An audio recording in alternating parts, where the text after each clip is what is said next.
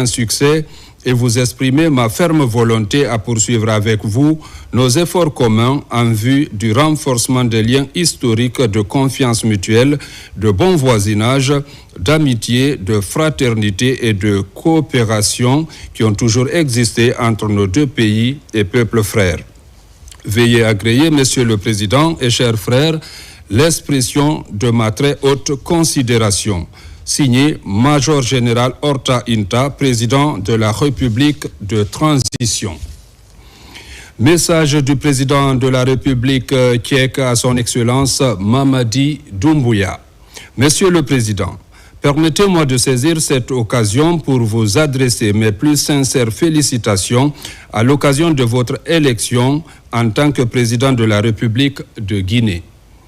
Je suis convaincu que les relations amicales entre la République tchèque et la Guinée continueront de se développer au bénéfice mutuel de nos deux pays. Je me permets également de vous souhaiter plein succès dans l'exercice de vos hautes fonctions ainsi qu'une excellente santé. Je vous prie d'agréer, Monsieur le Président, l'expression de ma très haute considération. Peter Pavel, président de la République tchèque. Dans l'actualité encore, investiture du président Mamadi Doumbouya, les préparatifs vont bon train. Un événement historique. Le chef de l'État a effectué hier lundi une visite inopinée au poste de commandement opérationnel de sécurité intérieure PCOSI. Lors de cette visite, le commandement du PCOSI a présenté au président de la République le dispositif opérationnel global mis en place pour garantir le bon déroulement de la cérémonie. Le compte-rendu avec Oumar Bari. La Guinée se prépare activement à accueillir le monde à l'occasion de l'investiture du président de la République, son Excellence, M. Mamadi Doumbouya. Prévu le 17 janvier au stade de Nongo à Conakry, cet événement solennel qui intervient après sa brillante élection lors de la présidentielle du 28 décembre 2025 marquera officiellement l'entrée du pays dans la 5e République et l'ouverture d'une nouvelle ère politique et institutionnelle. Déterminé à faire de cette cérémonie un moment historique majeur, le président Mamadi Doumbouya n'entame ménager aucun effort. C'est dans ce cadre qu'il a effectué ce lundi 12 janvier 2025 une visite inopinée au poste de commandement opérationnel de sécurité intérieure PCOSI.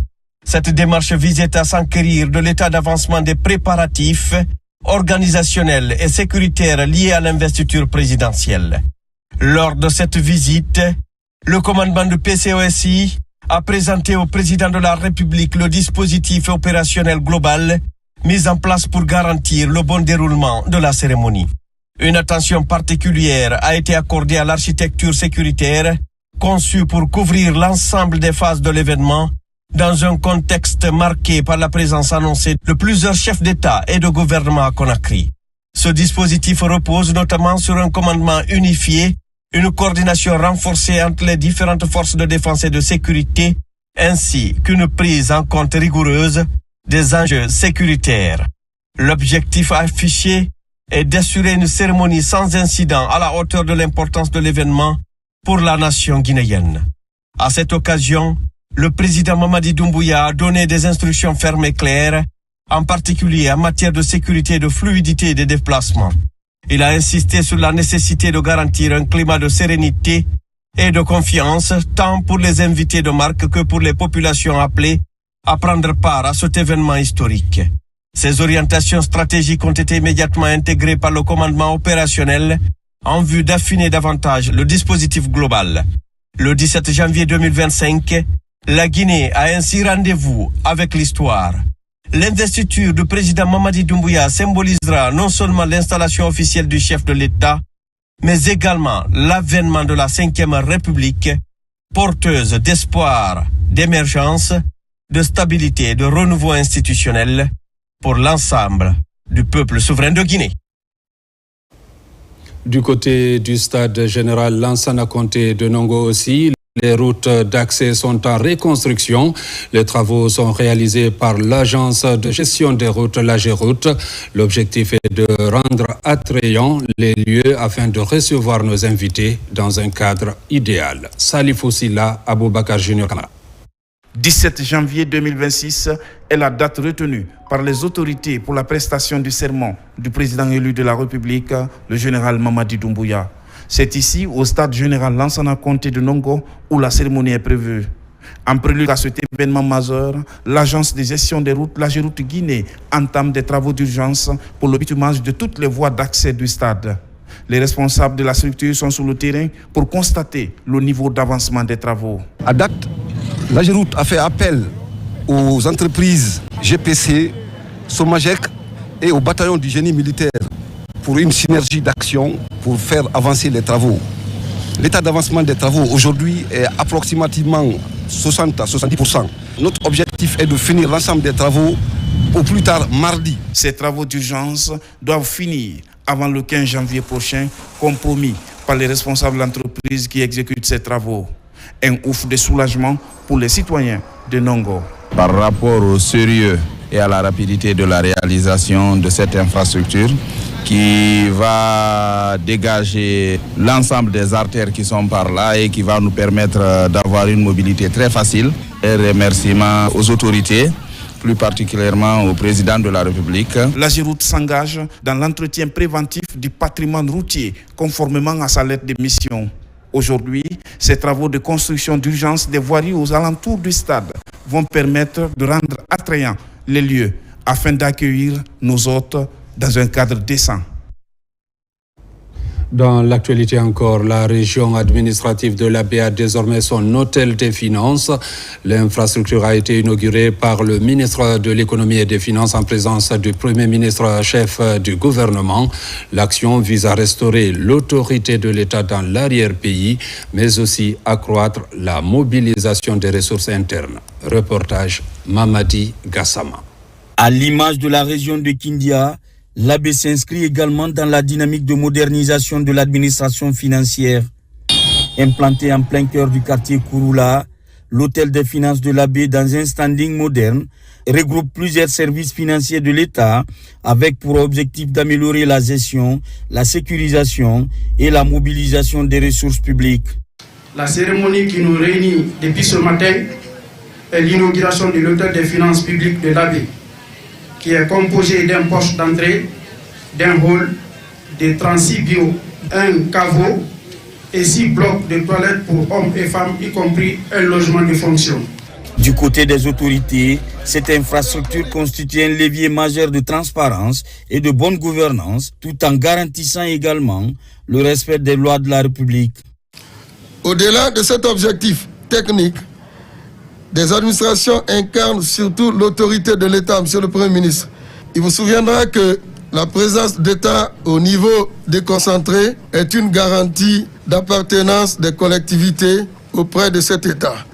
C'est une expression de symbole d'État que nous devons continuer à galvaniser au niveau des administrations dans leur globalité. Ces infrastructures contribuent aussi donc, Monsieur le Premier ministre, à consolider cette autorité et offre à l'administration un cadre stable, crédible et visible, permettant d'assurer avec rigueur ses missions régaliennes. À terme, les hôtels de finances verront le jour dans les 8 régions administratives du pays, un réseau national destiné à moderniser l'administration publique et à consolider une économie plus transparente. Vous savez que nous sommes dans un processus avec très bientôt les élections locales, régionales et des régions pour mieux asseoir leur autorité et leur responsabilité auront besoin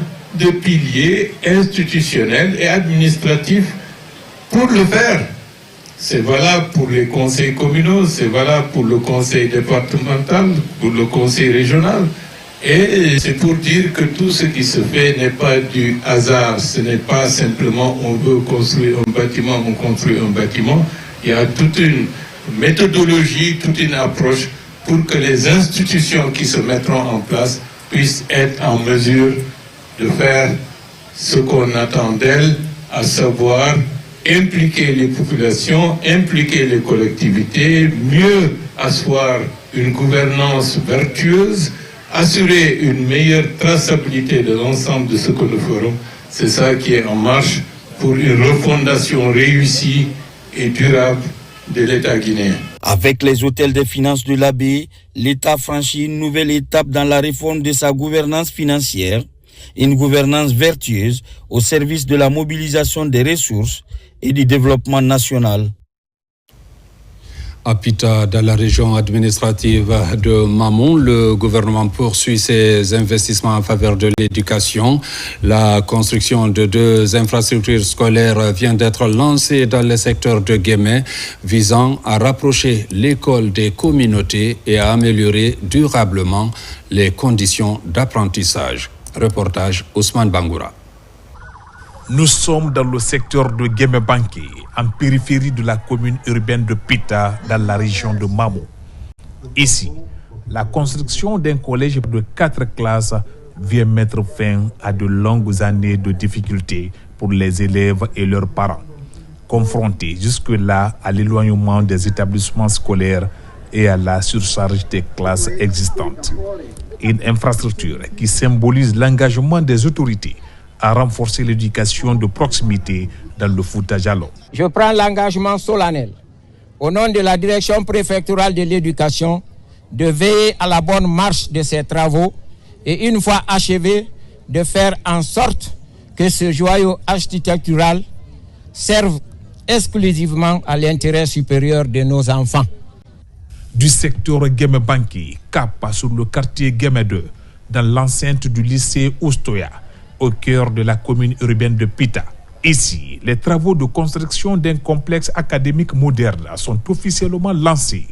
Le projet prévu pour un délai contractuel de 2 ans ambitionne de renforcer l'offre éducative au niveau secondaire et d'améliorer les capacités d'accueil de l'établissement. Je prends solennellement l'engagement ici, en tant que président des ressortissants, d'équiper à côté de la bibliothèque un centre informatique qui sera totalement équipé et qui permettra à nos élèves d'apprendre, d'initier à l'informatique, à la numérisation, pour que les apprentissages à l'université puissent se faire de façon très facile, parce qu'aujourd'hui le monde est devenu une petite planète. Ce que vous apprenez ici, c'est ce qu'apprennent les élèves qui se trouvent en Chine, aux États-Unis et au Canada. Il n'y a plus de frontières entre les pays. Pour marquer la pose de la première pierre de ces infrastructures scolaires, le Premier ministre, chef du gouvernement, Amadou Ouriba, a délivré un message au nom du président de la République, Mamadi Doumbouya, réaffirmant la priorité accordée à l'éducation comme levier du développement national. Ce qui va se construire ici, ce sont des édifices de vaste envergure, des complexes modernes où les enfants pourront être dans un environnement très agréable et qui pourraient rivaliser avec des établissements scolaires de même nature dans d'autres pays du monde. Ceci est très important pour nous parce que c'est par ce biais-là, comme l'a indiqué le président de la République, le développement du capital humain, c'est la force sur laquelle on doit s'adosser pour permettre, à travers le programme Simandou 2040, d'ici là, que nous ayons les compétences, les ressources humaines nécessaires pour que ce que nous avons puisse être bien géré et ce que nous avons également puisse être complété par l'émergence de nouvelles chaînes de valeur à travers des hommes et des femmes compétents. C'est un objectif prioritaire majeur, d'où la nécessité de renforcer les établissements scolaires à travers leur structure, à travers les équipements, à travers la qualification également des enseignants. Ces 2 établissements scolaires s'inscrivent dans la vision gouvernementale visant à promouvoir une éducation inclusive et équitable, avec un accent particulier sur la scolarisation des filles et l'accès égal à la formation sur toute l'étendue du territoire national. Le pays se dote de plus en plus d'infrastructures adéquates répondant aux standards internationaux. À l'enseignement supérieur, Alpha Bakar Bari met des nouveaux bâtiments pédagogiques à la disposition de l'Institut de mathématiques et celui de l'architecture. Reportage Mounir Bari. L'année académique 2026 marque un tournant pour l'enseignement supérieur guinéen, porté par de vastes réformes et des investissements structurants. Les 17 institutions publiques du pays sont désormais dotées d'infrastructures pédagogiques aux standards internationaux. Dans ce cadre, le ministre de l'Enseignement supérieur Alpha Bakar Baye inaugure plusieurs ouvrages universitaires dont l'Institut ouest-africain de mathématiques et l'Institut supérieur d'architecture et d'urbanisme rénové. C'est une équipe qui est là, une équipe très formidable qui donne la chance à tous les techniciens de s'exprimer. Qu'architectes, ingénieurs, aides-ingénieurs, les ouvriers, tout le monde a son goût de respect et de confiance qu'on exprime et qu'on met tous en œuvre. Ces infrastructures modernes dotées d'équipements visent à renforcer la qualité de la formation et à faire émerger une nouvelle génération de cadres compétents. Il a fallu des efforts qui ont été sanctionnés aujourd'hui par ces inaugurations, que mon institution se dote d'infrastructures dignes de nom. Pourquoi enseignerons-nous les mathématiques à ce niveau-là? Parce que vous avez dû entendre beaucoup de gens, beaucoup de mathématiciens vous le dire. D'abord, il faut construire notre souveraineté scientifique et technologique pour avoir des techniciens de haut niveau, pour produire localement du savoir et avoir des capacités de modélisation et de calcul scientifique. Cela va réduire notre dépendance de l'importation de beaucoup d'experts dans plusieurs domaines que nous recevons en Guinée, dans le domaine des mines, dans le domaine de l'énergie, dans le domaine de la santé, dans le domaine de l'agriculture, le climat et les infrastructures. Ça nous permettra également de produire une élite scientifique régionale et de positionner la Guinée comme ce qu'elle était avant. Après la construction et la rénovation des infrastructures, couplées au recrutement d'enseignants-chercheurs guinéens et étrangers détenteurs du PhD, la prochaine étape majeure consistera à doter les universités des laboratoires d'équipements ultramodernes. Parlant aussi de la qualification des formateurs, l'ISEG poursuit son programme. Plus de 100 enseignants du supérieur viennent de boucler une session axée sur la pédagogie universitaire. Reportage Mamadou Saliouba.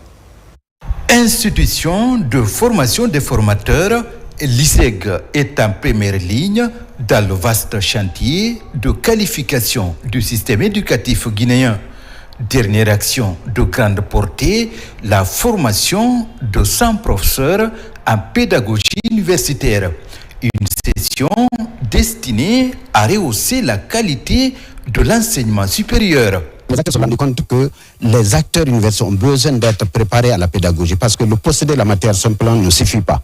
Donc cette formation vise à préparer les enseignants à enseigner en tenant compte des exigences d'un enseignement socio-constructiviste qui dit que l'apprenant doit construire des compétences avec l'accompagnement des formateurs. Au cours de cette formation, ces enseignants venus des universités guinéennes et étrangères ont suivi plusieurs modules centrés sur la pédagogie universitaire dans un contexte de LMD. La session devrait renforcer les compétences pédagogiques des bénéficiaires et à terme améliorer leur rendement académique. La pédagogie, c'est une question de vie qui s'apprend chez les maîtres. Donc l'ISEG a cette excellence et il le partage avec tout le monde. Les formateurs étaient à la hauteur et ils nous ont transmis des compétences que nous espérons appliquer dans notre profession. Dorénavant, je serai en mesure d'améliorer encore de plus ce que je suis en train de faire et de mieux préparer mes futurs étudiants. En renforçant les compétences des enseignants du supérieur, l'ISEG pose des actes concrets pour une école guinéenne plus performante. L'Institut supérieur de formation à distance, ISFAD, renforce aussi la capacité des enseignants et enseignants-chercheurs de plusieurs instituts et universités du pays. Il a initié une formation consacrée à la transformation numérique dans l'enseignement supérieur, ceci pour permettre à ces acteurs de comprendre les enjeux liés à la numérisation de l'enseignement supérieur. Bakary Bambakonde. À l'ère de la transformation numérique, l'éducation supérieure est confrontée à plusieurs défis et d'opportunités. En Guinée, cette dynamique se manifeste par un besoin urgent d'intégrer les technologies numériques dans l'enseignement et la recherche. Dans ce contexte, l'Institut supérieur de formation à distance ISFAD a organisé une journée sur la transformation numérique soutenue par le service de coopération et d'action culturelle de l'ambassade de France. C'est une journée de sensibilisation exclusivement. Nous avons réuni l'ensemble des acteurs, les responsables des institutions d'enseignement supérieur pour les sensibiliser à l'importance de la transformation numérique du dispositif universitaire, des cours. Et à partir de là, après la fin de cette journée, suivront 2 autres ateliers qui porteront exclusivement sur la formation des enseignants-chercheurs.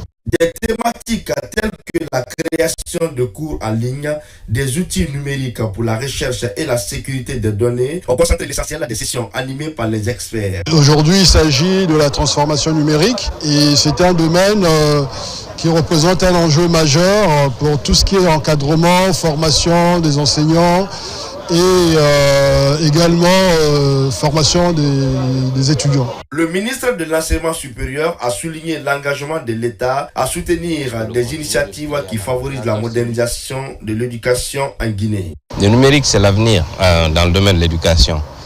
Ça vient en apport aux efforts qui sont en train d'être faits en ce moment dans la modernisation de notre système d'enseignement. Nous concevons notre vision, nous concevons notre outil.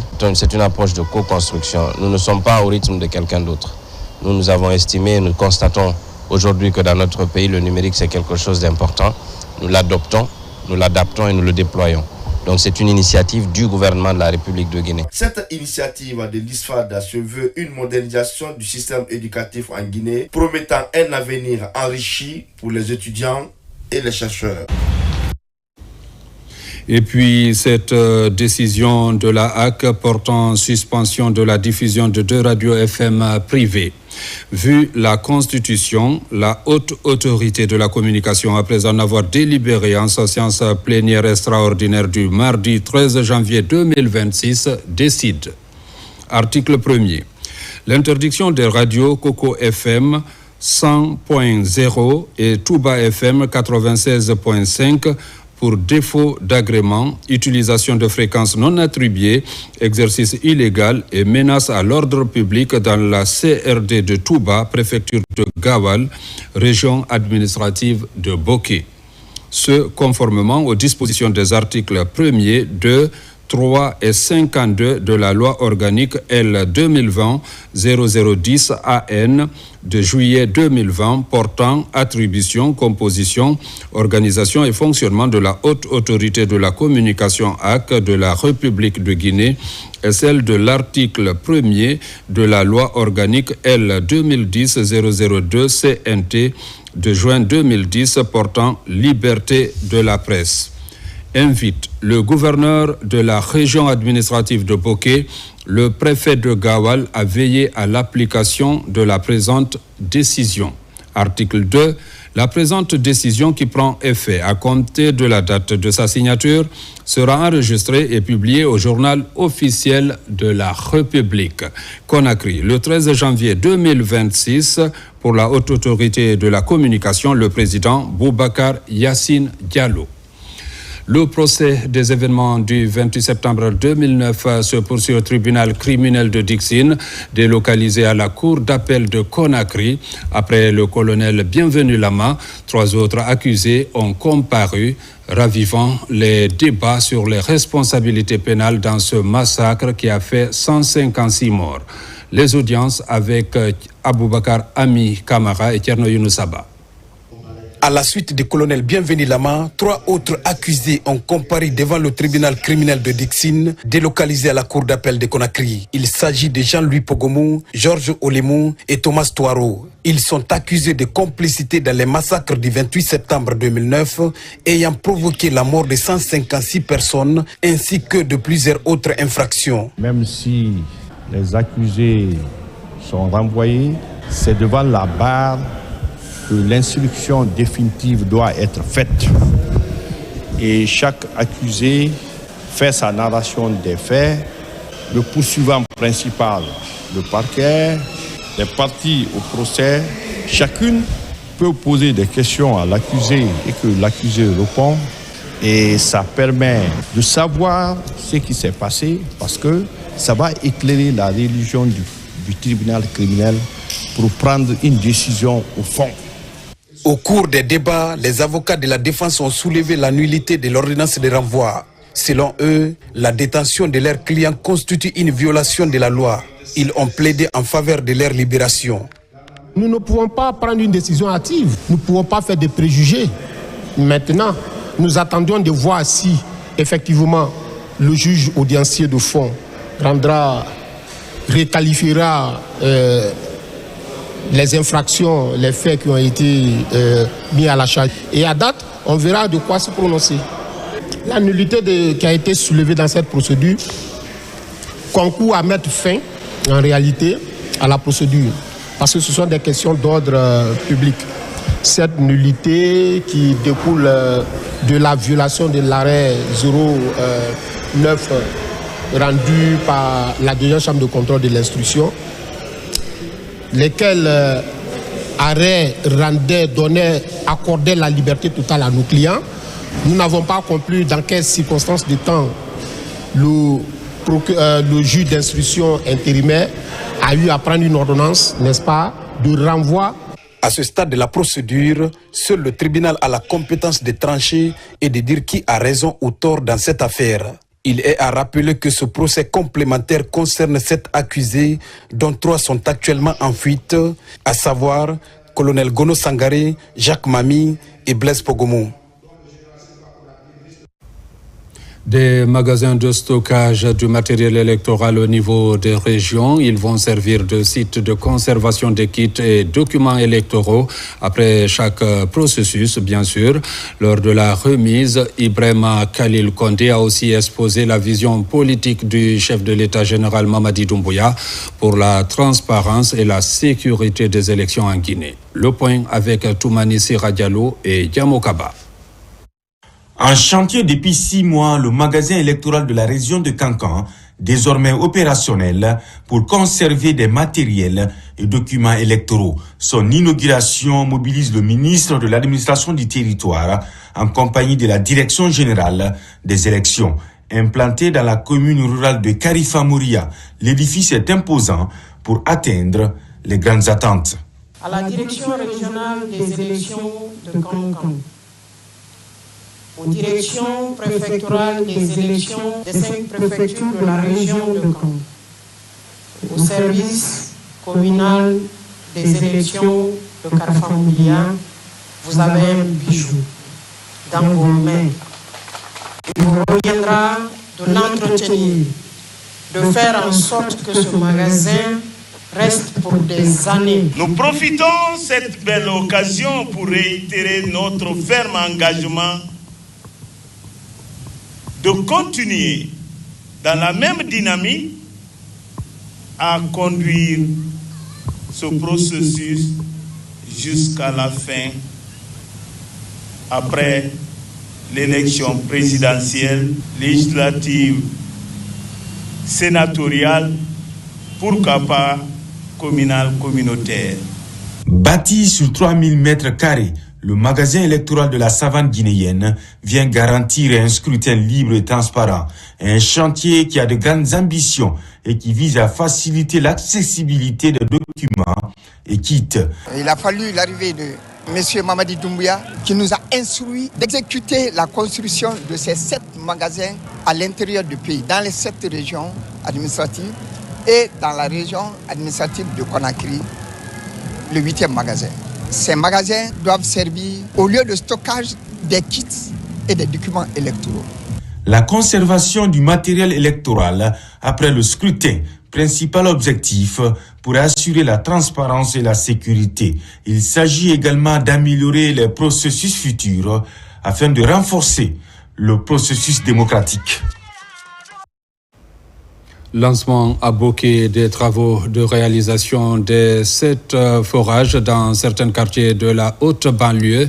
C'est une initiative de la mairie de Boké grâce à l'appui de la direction générale de l'autorité de régulation du secteur des jeux pour soulager les populations. Younous Atawel Kamara.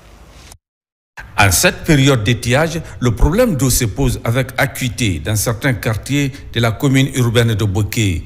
Il s'agit notamment de Baralande et Koulifanya en haute banlieue du chef-lieu de la préfecture. Pour répondre à la préoccupation de ses citoyens, la direction générale de l'autorité de régulation du secteur de jeux et pratiques assimilées offre 7 forages électriques à la population. L'arrivée des machines pour le lancement des travaux crée de l'enthousiasme dans ces quartiers bénéficiaires. Aujourd'hui, nous sommes très réjouis ici de venir à Boké. Grâce au courrier adressé par la mairie de Boké pour répondre aux préoccupations majeures de la population, celle d'offrir de l'eau potable à la population. Et ce courrier fut très tôt traité et le directeur général a mis à disposition 7 forages pour la commune urbaine de Boké. C'est la nouvelle équipe dirigeante de la commune urbaine de Boké qui a initié ce projet en vue d'offrir de l'eau potable à la population. L'entreprise qui a donné vraiment 7 forages, pas des forages, n'est-ce pas, à motricité humaine, mais des forages électriques, vraiment, ça va droit au cœur, ça nous enchante, parce que ça vient à point nommé d'assouplir, n'est-ce pas, les préoccupations de la commune et accompagner, n'est-ce pas, les femmes. Et la donation qu'on a eue comme ça dans notre quartier, 3 forages, dans mon quartier. Si nous on a eu ça dans notre quartier, je suis très content. Avec cette assistance sociale de la direction générale de l'autorité de régulation du secteur de jeu, les femmes des quartiers bénéficiaires ne vont plus parcourir des distances à la recherche de cette denrée nécessaire pour la vie. Déjà, les autorités locales comptent mettre en place une stratégie commune pour protéger les installations de ces forages. Toujours dans la commune urbaine de Boké, une initiative de développement communautaire vient de voir le jour. 20 femmes venues des différentes localités impactées par l'exploitation de la société SD Mining ont bénéficié d'une formation en saponification. Le but, favoriser l'autonomisation des femmes. Reportage Marwan Kamara. Dans la commune urbaine de Boké, ce collectif de femmes issues des zones impactées par les activités minières est à l'école de l'entrepreneuriat. Ici, sous la supervision des formateurs, ces femmes découvrent les techniques de base de la saponification. Dosage des ingrédients, mesure de sécurité, mélange des composants et conditionnement du produit final. Un espoir de résilience et d'autonomisation pour ses bénéficiaires. Nous sommes satisfaits de l'importance et la pertinence des sujets abordés durant ces journées d'échange du donner et du recevoir. Remercions la direction de la société SD Mining et leurs associés pour le financement de ce projet autonome stratégique. Le plus difficile à faire, c'est la formation. Le reste, c'est l'accompagnement. Et j'ai la certitude que la société va le faire pour que vraiment elle continue à appliquer et surtout aussi à s'appliquer dans ce qu'elles font. À l'origine de cette initiative, la société minière SD Mining opérant dans la région de Boké. Consciente de l'impact de ses activités sur les communautés environnantes, elle a choisi d'investir dans l'autonomisation économique des femmes, considérées comme des actrices clés du développement. En matière de responsabilité sociétale, nous sommes prêts à accompagner ces collectivités qui sont impactées par nos activités. À Bofa, on a fait les routes communautaires, on a fait les forages. Aujourd'hui, si nous sommes à Boké, je crois qu'il faut qu'on transporte ces mêmes avantages à ces mêmes communautés qui sont dans une préfecture qui est aussi dans la région administrative de Boké. Je suis sûr qu'après ces 6 jours de formation, vont s'atteler à former d'autres femmes qui ne sont pas ici aujourd'hui, afin que la formation soit relayée au niveau de plusieurs autres femmes de la commune urbaine de Boké. À la fin de cette formation, les bénéficiaires repartent avec des compétences pratiques, un premier pas vers l'entrepreneuriat féminin et l'amélioration des conditions de vie au sein des différentes communautés de la région administrative de Boké. Lancement d'une plateforme dénommée Landaya, le ministère de l'Industrie et des petites et moyennes entreprises informe l'ensemble des citoyens, des entreprises et des partenaires économiques de la dématérialisation des procédures administratives à travers l'évolution de la plateforme Plaged qui devient désormais Landaya. Landaya, qui signifie confiance en langue malinké, incarne la volonté du ministère de renforcer la transparence, la fiabilité et la sécurisation des procédures administratives du service des usagers et du secteur privé. À compter du 12 janvier 2026, toutes les demandes liées aux documents administratifs relevant du ministère de l'Industrie et des PME devront être effectuées exclusivement sur la plateforme www.landaya.gov.gn. Cette initiative vise à moderniser les services administratifs en simplifiant les démarches, en renforçant la transparence et en accélérant les délais de traitement. La plateforme Landaya permet de soumettre et de suivre en ligne les demandes relatives aux documents suivants: l'autorisation d'implantation, l'autorisation d'exploitation, l'autorisation d'extension, le certificat de josage, l'acquisition des normes pour la promotion de la qualité, l'attestation de conformité, l'agrément au code des investissements, la prolongation ou le renouvellement d'agrément, le certificat conventionnel, le certificat technique et toute autre demande administrative relevant du ministère de l'Industrie et des PME. Le ministère rappelle que cette dématérialisation permet de rendre les services administratifs plus accessibles, plus efficaces et plus transparents, contribuant ainsi à l'amélioration du climat des affaires en République de Guinée. Pour toute information complémentaire ou assistance, les promoteurs sont invités à consulter les plateformes officielles du ministère ou à se rapprocher des services compétents.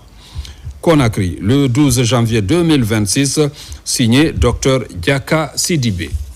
Campagne de consultation et de traitement gratuit de population du côté de la Moyenne-Guinée en tournée dans la localité. L'ONG belge était récemment à Dalaba où elle a diagnostiqué et traité plusieurs pathologies. Les précisions dans ce reportage de Mamadou Patebaldé. C'est une ONG médicale belge évoluant dans l'humanitaire qui atterrit ce matin l'hôpital préfectoral de Dalaba. Au nombre de 13 médecins belges et impéninois, la mission est venue offrir des soins de santé de qualité à la population nécessiteuse. Il y a une organisation de sélection des patients déjà effectuée depuis, selon la pyramide sanitaire. Par jour, au moins environ 120 patients seront consultés et parmi les 120, les patients qui nécessitent de recevoir des interventions chirurgicales vont être également mis dans le compte des interventions à effectuer. Dans le souci d'aider nos différentes populations, investies à travers toute la population de Dalaba à l'extérieur, en collaboration avec l'équipe Revive, afin de pouvoir aider les populations les plus démunies dans la région. Piloté par la coordination des associations de Dalaba vivant à l'étranger sur initiative de Madame Abibata en service à l'ONG Revive, plusieurs pathologies sévères seront diagnostiquées et traitées gratuitement. Le but, c'est d'opérer des patients qui ont surtout des hernies, donc des gonflements des hernies inguino-inguinales ou bien inguino-scrotales, et d'autres petites pathologies, enfin pas des très lourdes pathologies parce que ça c'est pas possible, mais des pathologies quand même qui font souffrir les patients, des lipomes, des grands lipomes sont des boules de graisse ou des hydroceles, des gonflements dans le scrotum, donc enfin quelques maladies quand même qui embêtent. J'ai appris l'arrivée des médecins belges et moi je souffre de hernie ombilicale.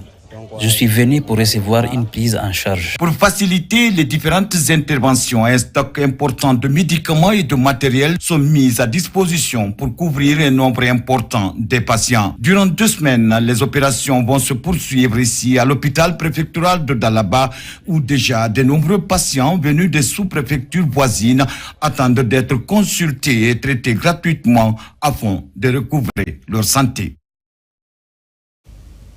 En Europe, des actions de charité et de solidarité en faveur des personnes vivant en situation de précarité, SOS Hiver, vient de marquer sa présence aux côtés de nos compatriotes.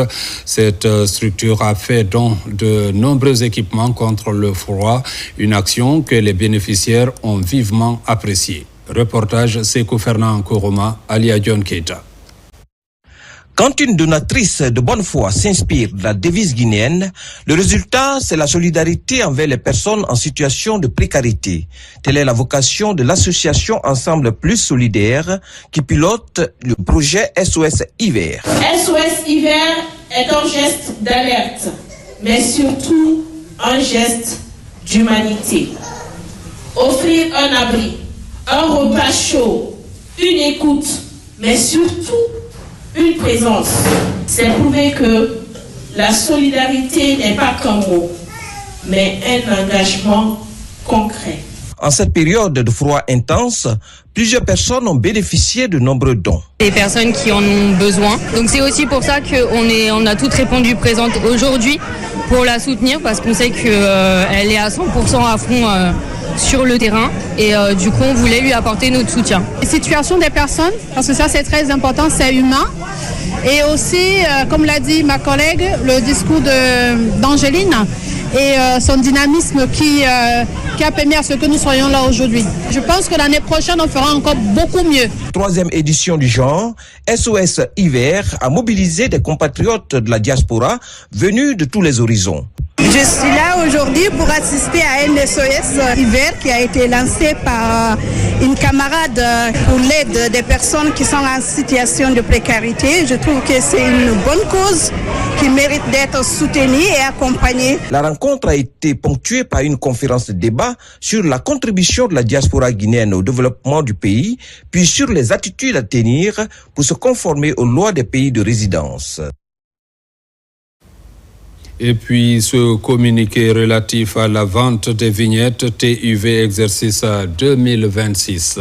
Il est porté à la connaissance de tous les usagers que la vente libre des vignettes TUV a débuté le 1er janvier 2026 et prendra fin le 31 mars 2026.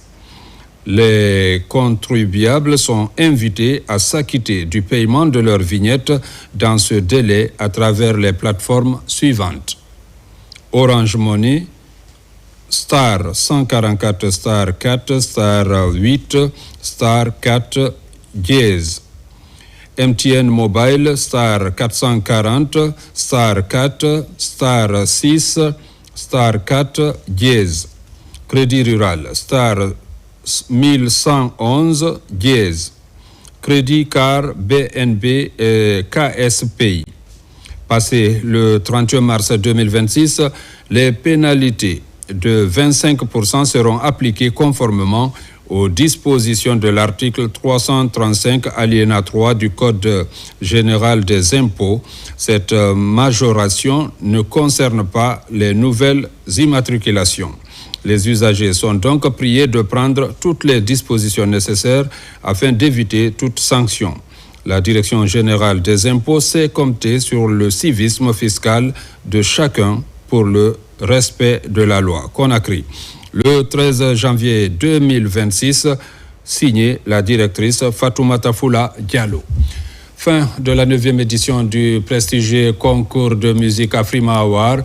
Lors de cette grande messe de la musique africaine, Takana Zion et Manamba Kanté ont brillamment représenté la Guinée. Reportage Mohamed Bangoura, Abdoulaye Diallo. Manamba Kanté, Guinée. Les Afrima Awards sont une cérémonie de distinction et de récompense des artistes africains, tous genres musicaux confondus. Cette année, la 9e édition est placée sous le thème « L'Afrique inarrêtable », mettant en avant la créativité et le rayonnement de la musique africaine sur la scène mondiale. Parmi les artistes nominés, 2 talents sûrs de la musique guinéenne se sont particulièrement illustrés. Mohamed Mokhtar Souma, alias Takana Zion, et Manamba Kanté, héritière de la légende Mori Kanté. Une récompense qui honore la Guinée à travers ces artistes. À leur retour au Bercail, les lauréats ont été chaleureusement accueillis par leurs fans. Je suis contente. Quand on travaille, que ce soit le métier que nous faisons, et on veut que ce soit récompensé et que nous soyons vraiment mis à la place que nous méritons. De-delà de nos frontières, si on est vraiment récompensé et avec de tels trophées, on ne peut qu'être fier et satisfait. C'est une très grande émotion. Nous sommes honorés de recevoir ce trophée et que ce trophée est dédié à tout le peuple africain pour la paix et l'unité dans le monde et en Afrique, et surtout à notre aimé président Mamadi Doumbouya qui a, n'est-ce pas, montré à la jeunesse guinéenne et la jeunesse africaine que ça, c'est notre temps. Cette consécration confirme l'engagement des artistes guinéens à promouvoir la musique guinéenne à l'échelle internationale.